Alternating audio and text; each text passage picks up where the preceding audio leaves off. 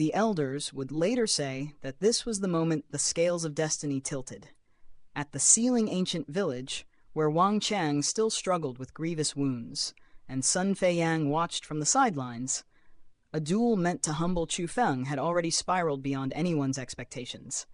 Sun Hao entered the battlefield brimming with confidence, wielding terrifying strength and the pride of the World Spiritist Alliance. Yet when blades clashed beneath a trembling sky, Chu Feng revealed a shocking truth. During the brief time since his last battle, he had already broken through again. Now, with thunder wings unfurled, the demon sealing sword roaring through the heavens, and a stunned crowd questioning whether such talent could truly belong to a mortal, the confrontation reaches a turning point. But against an opponent hiding far more than arrogance, will Chu Feng's sudden breakthrough be enough to secure victory, or is he about to step into a trap from which even legends cannot escape? This is Recap Martial God Asura, Chapter 1381. The most dangerous breakthroughs are not always announced by thunder in the sky. Sometimes they happen quietly, one breath, one battle, one moment of pressure. And by the time the enemy realizes what has changed, the blade is already falling. After Wang Qiang's brutal defeat, the tension outside the sealing ancient village reaches a breaking point. Sun Hao stands there with confidence carved into his face, acting as though everything is already decided. To him, Chu Feng is only another young genius to suppress, another name to crush in order to prove the superiority of the World Spiritist Alliance. But that is exactly where Sun Hao miscalculates. Because Chu Feng is not angry in the ordinary sense, he is not merely offended. He is not merely defending face. He is watching someone he knows, someone who had already suffered heavily, be treated like a disposable object.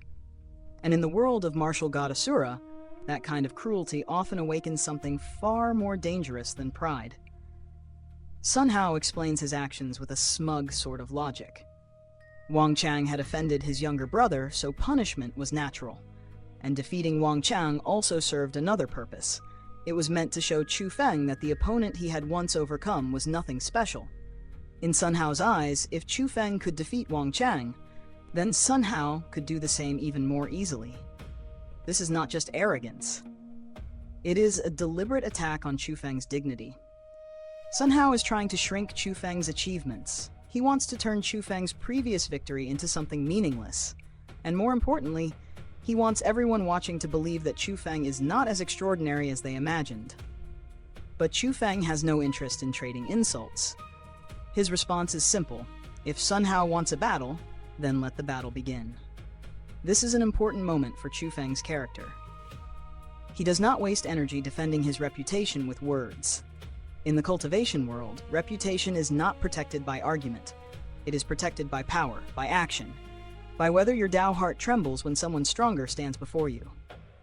Sun Hao then makes the fight even more dangerous by warning that he may not hold back. His words carry the threat of death, wrapped in the excuse of an accident. Chu Feng immediately turns that warning back on him.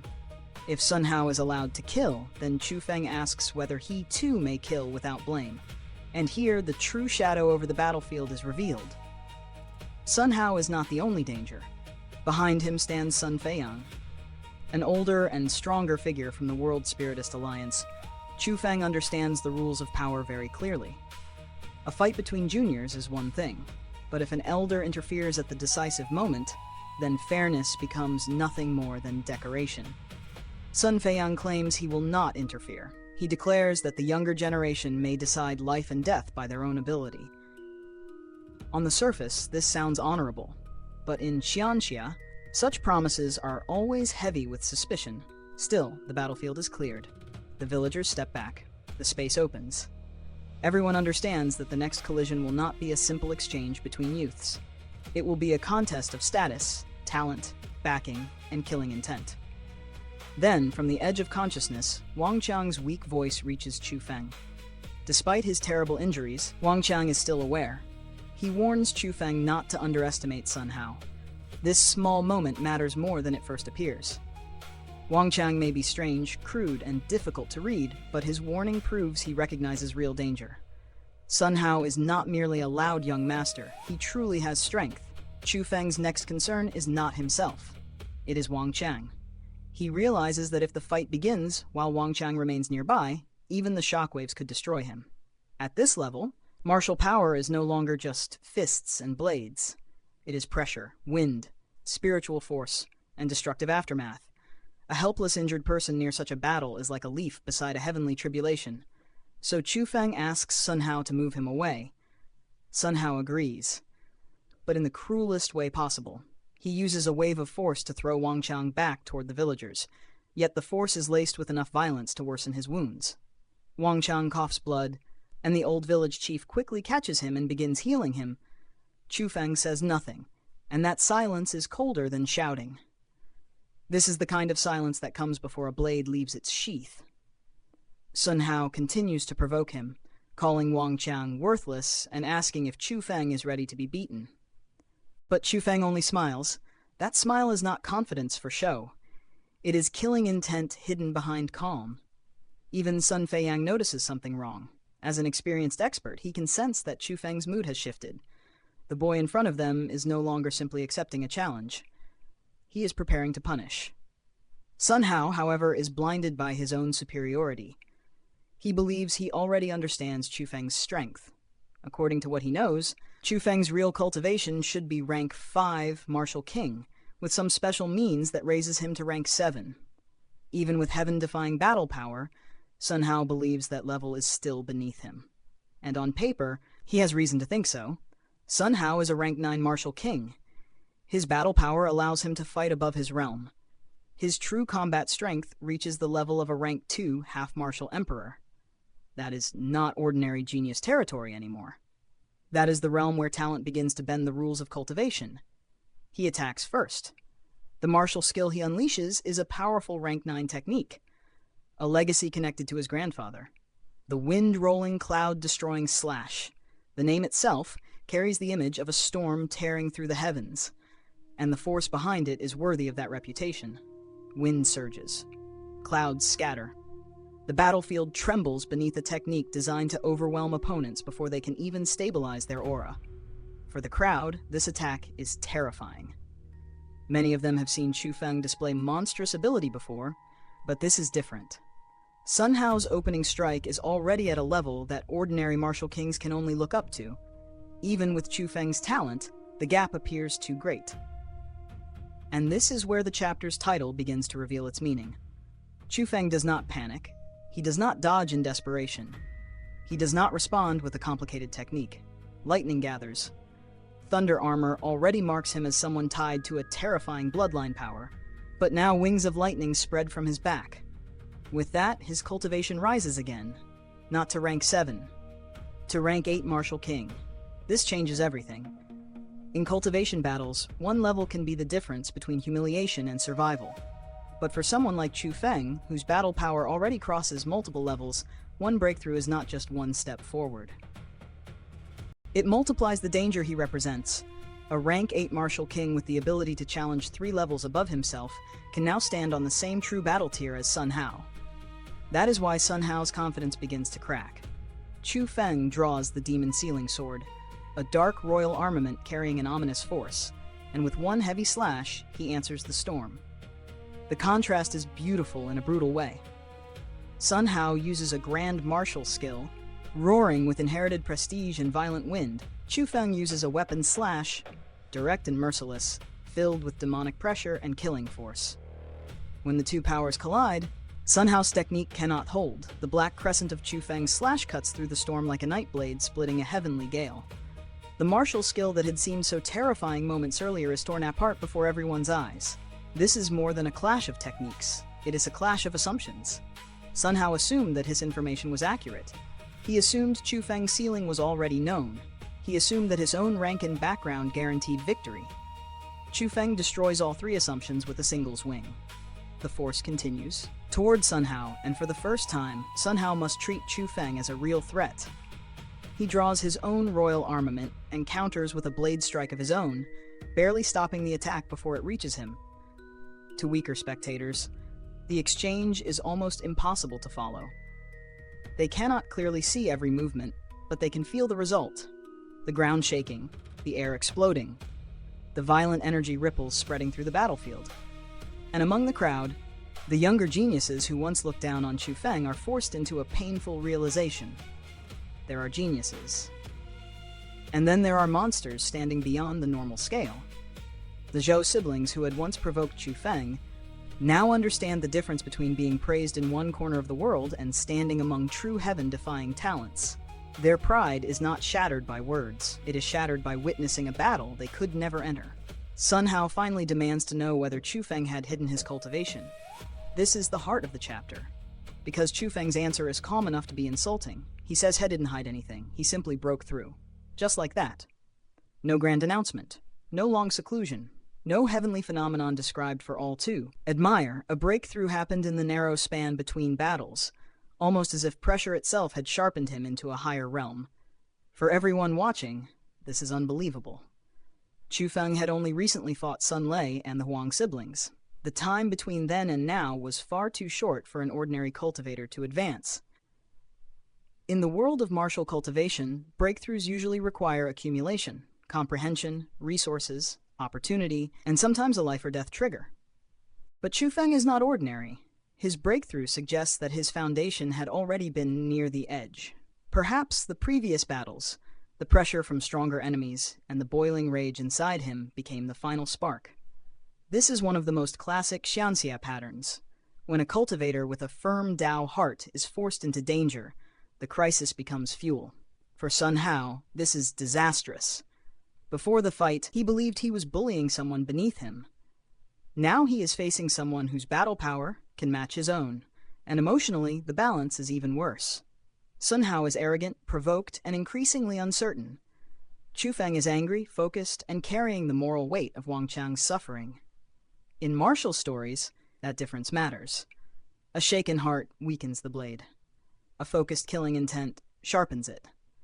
This chapter is not just about Chu Feng gaining one cultivation level. It is about the reversal of control. Sun Hao tried to make himself the judge of Chu Feng's worth. Instead, Chu Feng turns the battlefield into a stage where Sun Hao's confidence begins to collapse. The World Spiritist Alliance came with status. Sun Hao came with power. Sun Feiyang came with pressure. But Chu Feng answers with something more dangerous than any of those things. Growth in the middle of crisis. And that is why this coincidental breakthrough feels so threatening. It tells the enemy that Chu Feng's limits are not stable. You may measure him today, but by tomorrow, or even by the next exchange of blows, he may already have surpassed the number you believed would contain him. So the question now is no longer whether Chu Feng can withstand Sun Hao. The real question is this. If Chu Feng could break through before the battle even truly began, what will Sun Hao do when the fight pushes him even further? A battle can be lost long before the final strike lands. Sometimes the defeat begins in the mind, in pride, in timing, in the single moment a cultivator believes the outcome has already been decided. And in this clash between Chu Feng and Sun Hao, that moment arrives like a hidden blade in the fog. At first, the watching experts believe they are witnessing the rise of a monster. Not Sun Hao. Chu Feng. The older generation can see what the younger disciples cannot yet understand. Sun Hao is powerful. Yes, his cultivation is higher. His reputation is solid. Among the younger generation, he is not some nameless challenger, but there is one truth that changes everything. Sun Hao is already over 40. Chu Feng, by comparison, is only in his early 20s. In the world of martial cultivation, age is not just a number. It is time spent absorbing energy, tempering the body, learning martial skills, refining battle instinct, and surviving life and death trials. Sun Hao has walked the martial path for more than 30 years, while Chu Feng has likely cultivated for only a dozen or so. Yet here they are, crossing weapons in the sky, standing on nearly equal ground. That is why the elders are shaken. They are not merely comparing two fighters. They are measuring potential. And by that measurement, Chu Feng is terrifying. To the spectators, Sun Hao may still be dangerous. But Chu Feng represents something far more valuable, the future. If such a genius continues to mature, then Cyanwood Mountain's place among the 9 powers may rise with him. This is not just a personal battle anymore. It becomes a glimpse of what the next generation may look like. Even those who once looked down on Chu Feng begin to change their gazes. Admiration replaces doubt. Respect replaces arrogance. The 3 Zhou siblings who had underestimated him before can no longer deny what is right before their eyes. But praise can be poison. For Sun Hao, every word from the crowd cuts deeper than a sword. Their admiration of Chu Feng sounds to him like a funeral bell for his own reputation. In his mind, this battle is no longer just about winning. It is about proving that Chu Feng's brilliance has been exaggerated. So Sun Hao attacks. With his royal armament blade in hand, he rushes forward, his footwork sharp and profound. He closes the distance in an instant and brings his blade down with ruthless killing intent. Chu Feng answers without fear. The demon-sealing sword rises in his grasp, and the two weapons collide in midair. No grand martial skill, no dazzling secret art. Just blade against sword, strength against strength, will against will. Their royal armaments crash together again and again, each impact releasing waves of violent energy. To ordinary eyes, the sky becomes a storm of sword shadows, blade lights, sparks, and pressure. But the true experts can see through the chaos, they can see the precision, they can see the control. And that is what makes this duel so impressive. Both weapons are top-quality royal armaments, but a powerful weapon is only as frightening as the cultivator who wields it. In weak hands, a divine blade becomes decoration. In strong hands, even a single swing can decide fate. Sun Hao knows how to use his blade. But Chu Feng's control over the demon-sealing sword is even more shocking. At first, the battle appears evenly matched. Their weapons meet head-on, and neither side gives way easily. By cultivation level, Sun Hao should have the advantage. He stands one realm above Chu Feng, and in ordinary circumstances, that difference should decide the fight. But Chu Feng is not ordinary. Slowly, the balance begins to tilt. The demon-sealing sword no longer feels like a weapon made of metal. Under Chu Feng's command, it becomes like a ferocious beast released from its cage. Each strike carries a roar of pressure. Each sword ray seems to tear through the air with savage momentum. Sun Hao is pushed back. Again. And again. Every collision sends tremors through his blade and forces his body to retreat. The advantage that should have belonged to him slips away, piece by piece. Chu Feng grows more aggressive, more confident, more dominant. This is Chu Feng's greatest strength in battle. Once he senses weakness, he does not hesitate. He presses forward. He increases the pressure. He tries to crush the opponent's rhythm before they can recover. And for a moment, it seems certain that Sun Hao will collapse. But that is exactly when the trap reveals itself. Sun Hao smiles. Not the smile of a defeated man. The smile of someone who has been waiting. This is the turning point of the battle. Until now, Sun Hao has allowed everyone to believe they understand his strength. He has allowed Chu Feng to believe the momentum is his. But hidden beneath the surface, Sun Hao has kept back two dangerous cards. The first is Emperor-level martial power. For a martial king, this should be impossible under normal logic. Martial kings and half-martial emperors are separated not merely by title, but by the quality of their martial power. That difference is like the gap between a river and a heavenly current. One belongs to the mortal stage of power. The other begins to touch something far more oppressive. Yet Sun Hao somehow releases that higher-grade power. The moment Chu Feng senses it, his instincts react before pride can interfere. He retreats. That reaction matters. Chu Feng is not arrogant to the point of blindness. He understands danger quickly. He can feel when the rules of a fight have changed. But even recognizing the threat is not the same as escaping it. Sun Hao moves too fast.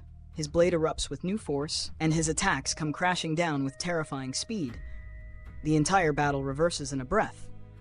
The demon-sealing sword, which had just been dominating the battlefield, can no longer suppress Sun Hao's blade. Chu Feng, who had been attacking relentlessly, is forced completely onto defense. Every movement becomes survival. Every block becomes heavier. Every moment gives Sun Hao more control.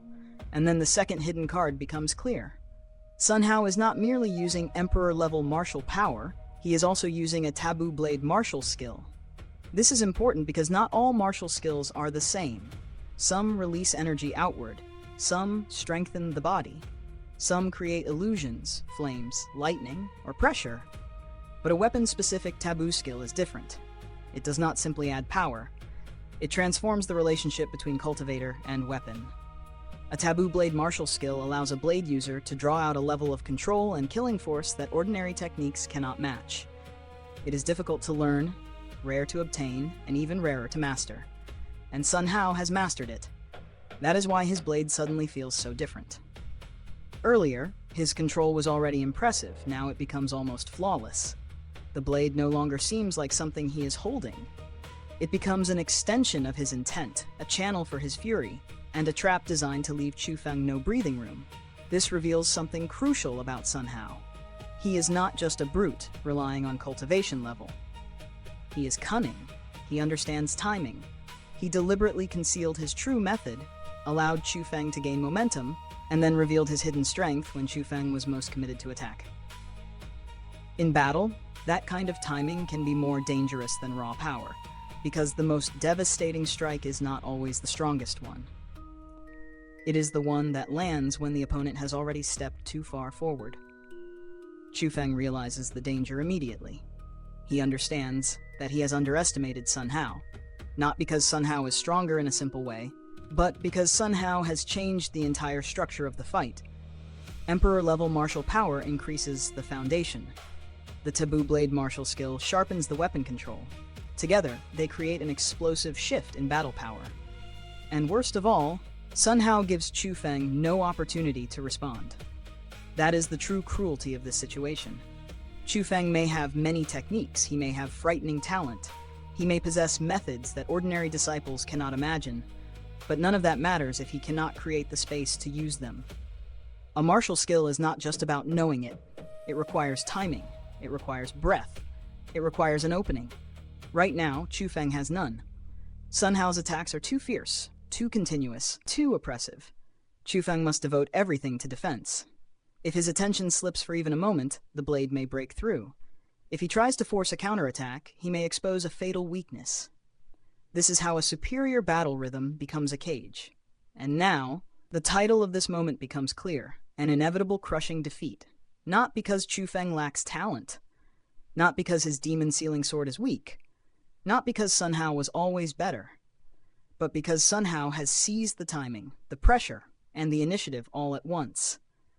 For the audience watching, this reversal is more than shocking. It is a reminder of one of the harshest truths in the martial world. Genius can shake the heavens, but experience can still hide a blade behind its back. Chu Feng has proven that his potential surpasses Sun Hao's. But potential is tomorrow's power. This battle is happening today. And today, Sun Hao has dragged Chu Feng into a deadly rhythm where even a heaven-defying genius may be forced to kneel beneath the weight of a hidden taboo art. So the question now is not whether Chu Feng is talented. Everyone already knows he is. The real question is far more dangerous. Can Chu Feng break out of Sun Hao's blade storm before that so-called inevitable defeat becomes reality? A battlefield can change in a single breath. One moment, Chu Feng is holding his ground against a talented enemy. The next, Sun Hao reveals a power that should not belong to a martial king at all. And when that forbidden aura erupts from his body, the entire crowd finally understands something terrifying. Sun Hao has not come here merely to win. He has come to humiliate Chu Feng, break his pride, and prove that even a heaven-defying genius can be crushed beneath a stronger inheritance. The shock begins when Sun Hao's martial power suddenly rises to a level that makes the older experts narrow their eyes. This is not ordinary strength. This is emperor-level martial power, the kind normally connected to half-martial emperor experts. For a rank 9 martial king to touch that realm is already abnormal. For Sun Hao to wield it in battle means one thing. He has mastered a forbidden, mysterious technique. His grandfather, Sun Feiyang, is more than happy to explain it. With obvious pride, he reveals that Sun Hao has cultivated the Emperor Power Mysterious Technique, a rare and difficult art that allows a peak martial king to temporarily grasp martial power of a higher quality. And this is where the chapter becomes more than a simple fight. In Xianxia terms, martial power is not just energy. It is the foundation behind every strike, every defense, every suppression of aura. When two cultivators are close in realm, the quality of their martial power can decide everything. Sun Hao's technique does not simply make him hit harder, it changes the rules of the duel. That is why the spectators begin to lose faith in Chu Feng. Old village chief Ma, who has always understood Chu Feng's potential, still feels the pressure of reality. In his eyes, Chu Feng may be a monster of talent, but talent is not always enough in the present moment. Sometimes the immortal path is cruel. A genius of tomorrow can still be defeated by a weapon of today. And Sun Hao is exactly that kind of weapon. With the Emperor Power mysterious technique supporting him and the Taboo Blade martial skill driving his attacks, Sun Hao becomes relentless. His offensive rhythm leaves no obvious opening. He does not give Chu Feng enough space to gather power, change technique, or launch a meaningful counterattack. This is battle strategy at its most ruthless. Sun Hao understands that Chu Feng's strength comes from explosive reversals, so he denies him the breathing room to create one. He pushes forward again and again, forcing Chu Feng into pure defense. Every step backward makes Chu Feng look weaker. Every blocked strike makes the crowd more convinced that the ending has already been written. And Sun Hao, drunk on advantage, begins attacking Chu Feng's spirit as much as his body. He mocks him for retreating. He calls him useless. He throws Chu Feng's own confidence back at him, asking why the famous genius is now only dodging. This matters because in wuxia and xianxia battles, the Dao heart is often as important as the blade. Once a cultivator accepts defeat in his heart, his technique collapses soon after. Sun Hao is not just trying to defeat Chu Feng physically. He wants Chu Feng to admit inferiority before everyone watching. But Chu Feng does not answer, not because he is calm, not because he is pretending. At this stage, he truly has no room to speak. Sun Hao's pressure is real. His strength is real. And Chu Feng is forced to acknowledge something important. Among the younger generation he has faced, Sun Hao is one of the most dangerous opponents after Qin Ling Yun. That admission gives the fight weight. Sun Hao is not a random, arrogant young master being inflated for one scene. He is genuinely powerful. His forbidden technique, his blade skill, and his combat instinct combine into a threat that even Chu Feng cannot casually dismiss. Then the battle reaches its cruelest turning point. Sun Hao finds a gap. His blade breaks through Chu Feng's defense, and the strike lands. Chu Feng is wounded, and the pain behind the attack is clearly not ordinary. Sun Hao has infused his weapon with a special force meant to torment the opponent after contact. This is where Sun Hao's character is exposed completely. A true martial warrior may seek victory. A cruel lone seeks suffering. Sun Hao does not simply want Chu Feng defeated. He wants the crowd to hear Chu Feng struggle. He wants Chu Feng's reputation to bleed away in public. He wants every insult to become proof that his own superiority was never in doubt. And for a moment it seems like he has succeeded. Chu Feng appears trapped. Sun Hao continues to torment him, laughing at his cultivation boost, his heaven-defying battle power, and his famous ability to cross levels. In Sun Hao's eyes, all of that means nothing if Chu Feng is still helpless before him. This scene is important because it attacks the central myth of Chu Feng. Chu Feng is known for overturning impossible situations. But here, the chapter deliberately makes the audience question whether that pattern can continue forever. What happens when the enemy also has forbidden power? What happens when the opponent is not careless? What happens when Chu Feng is cornered before he can unleash his own rhythm? Sun Hao believes the answer is simple. Chu Feng breaks, but then the atmosphere shifts. Chu Feng raises his head, the pain on his face fades. In its place appears a cold, dangerous smile. That single change tells the audience everything. Chu Feng was not simply enduring because he had no choice. He was waiting. And this is one of the most classic Chu Feng reversals. He allows the enemy to believe victory is already secured. He lets arrogance lower the opponent's guard. He lets Sun Hao come close enough that escape becomes impossible. Sun Hao senses the danger too late. He tries to move his weapon, but it will not respond. It is stuck, held in place by Chu Feng's body and control. The hunter suddenly realizes he has stepped into the jaws of the beast. Chu Feng places his hand on Sun Hao's shoulder. Then, he activates the White Tiger slaughtering technique. This technique is not just another martial skill. Among Chu Feng's methods, it carries a savage, decisive nature. It is the kind of art that does not exist for display or intimidation.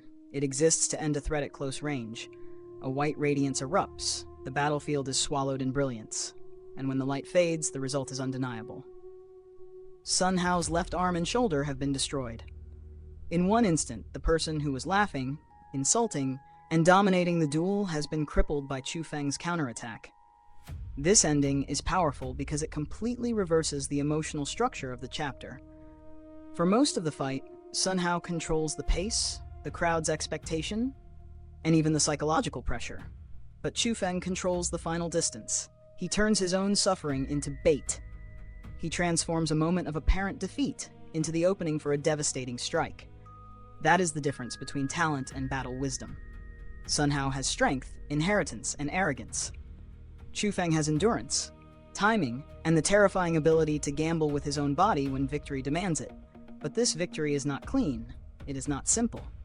Chu Feng is injured. Sun Hao has been brutally punished. And now the duel has crossed a line that cannot easily be taken back. Because once a proud genius is crippled in front of his grandfather, in front of experts, in front of an entire crowd, the conflict no longer belongs only to the two fighters. It becomes a matter of face, a matter of vengeance. A matter of whether Sun Feiyang will still obey the rules now that his precious grandson has paid such a terrible price. So the real question is not whether Chu Feng can surprise his enemies. He has done that once again. The real question is this. After humiliating Sun Hao before everyone, can Chu Feng survive the storm that is about to follow? Have you ever witnessed a battle where the tides of fate turn in the blink of an eye? Where the one who seemed on the brink of annihilation suddenly rises, not just to survive, but to dominate? Today, we step into that very moment. A clash of titans that defies expectation and tests the limits of martial mastery. High above the earth, Chu Feng faced Sun Hao, their bodies hovering in tense proximity. To any observer, Chu Feng had endured what should have been fatal injuries, blood staining his armor, yet his aura remained steady. The reason? The legendary Vermilion Bird Revival Technique, a miraculous cultivation art capable of restoring body and spirit almost instantly. Sun Hao, by contrast, had pushed himself too far, his left arm and shoulder gone, internal organs ravaged, his dantian, the very core of his power, shattered. Standing on the brink of collapse, his end seemed certain. And yet, this was not the conclusion anyone expected. Moments earlier, Sun Hao had held absolute dominance, crushing Chu Feng with unrelenting force. The reversal that followed was a masterclass in strategy, timing, and hidden power. Here's where it gets fascinating. Chu Feng had not yet revealed the full extent of his abilities. In the world of wuxia and xianxia, secret skills are different from ordinary martial techniques. They are instantaneous, silent, and often deadly, created by legendary figures like Qing Xuantian. Chu Feng, cautious of attracting dangerous attention as a potential successor of such a master, had avoided using them for fear of exposure. But when survival demanded it, he wielded them with precision. The climax unfolded in a single, heart-stopping instant. As Sun Hao's royal armament blade pierced Chu Feng, the Vermilion Bird Revival Technique sprang to life, not just healing him but locking the weapon in place. Seizing the moment, Chu Feng unleashed the White Tiger Slaughtering Technique, a ferocious strike that exploited his opponent's shock and weakness. The result was catastrophic for Sun Hao. Despite his formidable emperor power, mysterious technique, and taboo blade martial skill, he could not withstand the sudden onslaught. The crowd, stunned, could only watch as the previously invincible Sun Hao faltered. What makes this moment extraordinary is Chu Feng's foresight and composure. He deliberately staged vulnerability, baiting Sun Hao into overconfidence, and then, in a fraction of a heartbeat, executed a counterstrike that combined strategy, cultivation mastery, and psychological manipulation. Even the experts observing, like Sun Feiyang, could not fully decipher what had happened. Chu Feng's secret skills remained hidden, their origin unknown, preserving both his tactical advantage and his personal safety. But the story doesn't end there. Sun Hao's fall triggered a cascade of consequences. His brother, Sun Lei, tried desperately to catch him, while the chaotic aftermath drew the attention of the elder, Old Village Chief Ma. Sun Feiyang, enraged by the audacity of Chu Feng's attack, unleashed his immense emperor-level power, a force that could level mountains. In that moment, it was clear Chu Feng could not contend with Sun Feiyang directly. Survival depended on allies, and Old Village Chief Ma intervened with timely precision, blocking Sun Feiyang's attacks and protecting Chu Feng. This sequence highlights a core principle of Xianxia combat. Raw power alone does not guarantee victory. Strategy, timing, secret techniques, and alliances can turn the tide against even the strongest adversaries. Chu Feng's actions were ruthless yet measured. He incapacitated Sun Hao without killing him, demonstrating both his skill and his restraint. The Elder's intervention further emphasizes the delicate balance between individual heroics and the broader network of support in these martial arenas. The confrontation between Chu Feng and Sun Feiyang escalates the tension for what comes next. Sun Feiyang's pride and fury are unchecked. He perceives Chu Feng's victory as both an insult and a challenge. Yet, Old Village Chief Ma's calm, commanding presence not only shields Chu Feng, but subtly undermines Sun Feiyang's sense of superiority. In this dance of power, it's not just about who can strike hardest. It's about understanding intent, predicting reactions, and controlling the battlefield with both might and wisdom. So, what can we take away from this legendary encounter? Chu Feng embodies the essence of a true martial prodigy: patience, cunning, and the courage to wield forbidden powers when necessity demands. Sun Hao's downfall reminds us that overconfidence, even for the mighty, can be fatal. And the role of Old Village Chief Ma illustrates how the guidance and intervention of masters can shift outcomes in ways raw strength alone cannot. As the dust settles in the sky, one question lingers over this world of warriors and secret arts. With Chu Feng's hidden techniques now hinted at, and Sun Feiyang's wrath awakened, who truly holds the advantage? And how far will the next battle push the limits of cultivation and cunning? A single spear was enough to turn the sky into a battlefield. And in this moment, the quiet old master of the sealing ancient village revealed something far more terrifying than raw cultivation. He revealed that world spirit techniques were not merely tools for barriers, healing, formations, and treasure refinement. In the hands of a true master, they could become weapons of slaughter. The clash begins with Sun Feiyang losing patience. As a half-martial emperor, he does not need tricks to threaten an entire region. His martial power erupts like a storm from the heavens, tearing the land apart and making the battlefield feel as if doomsday has descended early. But Old Village Chief Ma does not meet force with force, and that is what makes this scene so important. Instead of answering with a martial skill, he chooses the path that defines him. He raises his world spirit power, and the invisible art of formations becomes a living arsenal. One moment, his spirit techniques become shields, strong enough to resist destruction. The next moment, they become blades, sharp enough to cut through the enemy's pressure. Then they shift again, taking the form of countless spirit-made warriors, each carrying its own purpose, like an army born from thought itself. To ordinary cultivators, this is almost impossible to understand. Most people see world spiritists as support figures. They open mechanisms, heal wounds, refine weapons, build barriers, and help others survive dangerous inheritances. But Old Village Chief Ma demonstrates a rarer path: the offensive world spiritist, a master who has trained spirit techniques until they can contend directly with martial cultivation. And Chu Feng, watching from below, immediately understands how extraordinary this is. He has heard of such methods before. In theory, world spirit techniques can become killing arts. In theory, a powerful enough spiritist can use them to fight someone at the same cultivation level, or even challenge a stronger opponent. But theory and reality are separated by a mountain of talent, comprehension, and bitter training. That is why Chu Feng is shocked. He is already a monstrous genius. His martial battle power is heaven-defying, and his world spirit talent is far above ordinary so-called geniuses. Yet even he has not truly turned his spirit techniques into a complete offensive system. Seeing Old Village Chief Ma do it in real battle is like seeing a door open before him. For the people of the sealing ancient village, the sight is both pride and awe. They already knew their village chief was powerful, but knowing and witnessing are two different things. In this battle, their elder is not simply defending the village's dignity. He is showing the hidden depth of their inheritance. Even Eggy, who rarely gives praise lightly, admits that the old man's mastery is impressive. She may not personally like him much, but she cannot deny the skill. That matters, because Eggy's judgment is often sharper than anyone else's.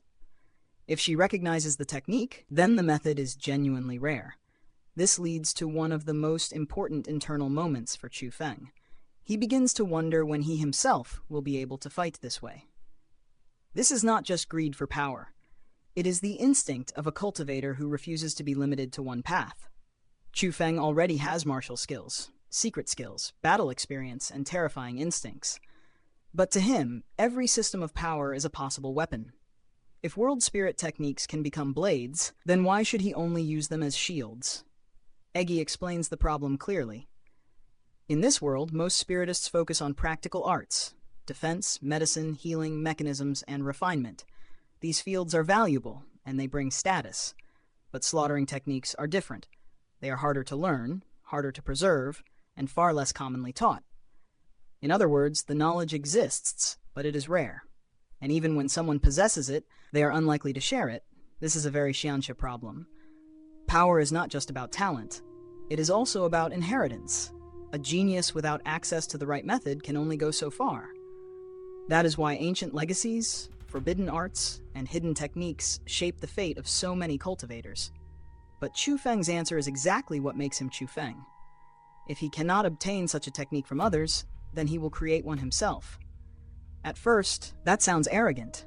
Creating a slaughtering world spirit technique is not like inventing a simple trick. It may be even harder than creating a martial skill, because spirit formations require structure, perception, control, and deep understanding of laws that ordinary fighters never touch. But then the truth becomes clear. Chu Feng is not merely boasting, he is already learning. While others are watching the battle with awe, Chu Feng is studying it with his heaven's eyes. He is not admiring the surface, he is dissecting the structure. He watches how Old Village Chief Ma forms his techniques, how the spirit power changes purpose, how defense transforms into attack, and how the killing intent is woven into the formation itself. This is the frightening part. Chu Feng is not being formally taught. He is stealing insight through observation, and he actually succeeds in understanding part of the profound difference between ordinary world spirit techniques and slaughtering techniques. That single detail says a great deal about his talent. In martial cultivation, Chu Feng is already terrifying. But here, the story suggests that his potential as a world spiritist may be even more monstrous. With the heaven's eyes, he can turn another person's battle into a living scripture. Eggy notices this too, and even she cannot help but praise him. For a moment, the battle above becomes more than a fight between two half-martial emperors. It becomes Chu Feng's classroom. Every collision of power becomes a lesson. Every shift in spirit energy becomes a hint toward a future path. But the battlefield does not wait for students. Sun Feiyang, unable to easily suppress Old Village Chief Ma, finally unleashes a far more dangerous move. A golden spear manifests in the sky, massive and terrifying, carrying the pressure of a perfected earthen taboo martial skill. This is no ordinary attack. The spear is not just large, it warps the space around it. Darkness gathers. The atmosphere changes. Everyone can feel that the balance of the battle has shifted. Sun Feiyang is no longer testing or trading moves. He is preparing a decisive strike. And here is where the danger becomes real. Old Village Chief Ma's world spirit slaughtering techniques are amazing, but even amazing techniques have limits. A top-grade earthen taboo martial skill, especially one mastered to perfection by a half-martial emperor, is the kind of attack that can crush ordinary defenses and break through clever methods by sheer force. Even Chu Feng, who has been studying with excitement, grows serious. He senses that this spear may be too much. That reaction is important, because Chu Feng is not easily frightened. If even he feels pressure from the attack, then the threat is genuine. The chapter ends with the battlefield hanging on a blade's edge. Can Old Village Chief Ma's rare spirit techniques withstand Sun Feiyang's perfected taboo spear? Or has the old master finally been pushed into mortal danger? And beyond the immediate clash, there is a larger question. What has Chu Feng truly gained from watching this battle? Because if he can transform what he has learned here into his own slaughtering world spirit technique, then this fight may not only decide the fate of the sealing ancient village, it may mark the beginning of a new weapon in Chu Feng's path toward defying the heavens.